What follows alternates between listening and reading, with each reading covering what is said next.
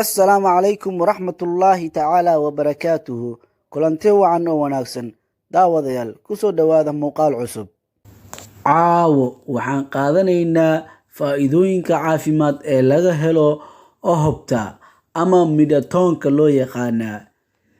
Kow, faa'iidada caafimaad ee ohobka laga helo wuxuu daaweeyaa dhiig-yarida birta ku jirto midhaha ohobka. Waxay caawisaa in ay daaweyso dhiig-yarida. Labo, ohobku wuxuu bogsiiyaa dhaawacyada walxaha kale ee la og yahay in ay midhaha ohobka ay ka caawiso bogsashada boogaha iyo cambaarta. Saddex, ohobka wuxuu ka hortagaa cudurka macaanka. Cilmi baaris ayaa shaaca ka qaaday in looga soo aasay ethanolic ee midhaha G-ga asatic ee leedahay saameyn hypoglycemic oo ah taas oo muhiim u ah antioxidant iyo saameynta isbeddelka difaaca jirka. Afar, ohobku wuxuu daaweeyaa dhibaatooyinka neefta.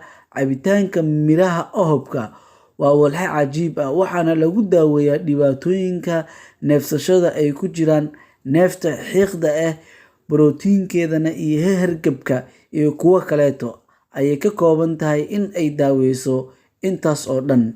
Shan, ohobka wuxuu dhisaa dhiska murqahaada iyo sida wanaagsan ee adiga ama si joogto u cunayo ohobka, inkastoo aan laga helin sanadna uu soo go'yo.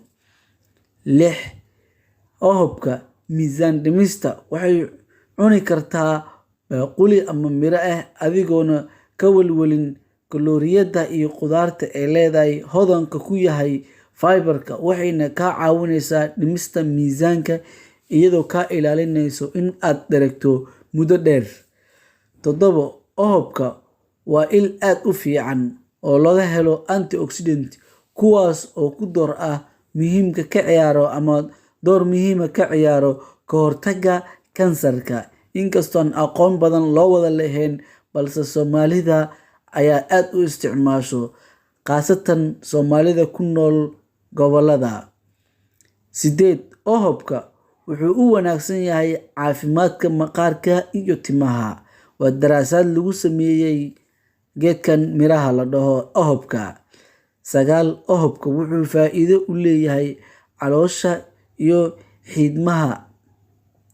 Toban, wuxuu aad u wanaagsan yahay ohobka caafimaadka wadnaha. Haddii aad badsato waa laga yaabaa in aad caafimaad wadnaha aad hesho. Dadka gobollada ku nool ayaan fariin khaas ah u dirayaa si ay uga faa'iidaystaan geedkan midhaha la yiraahdo ohobka.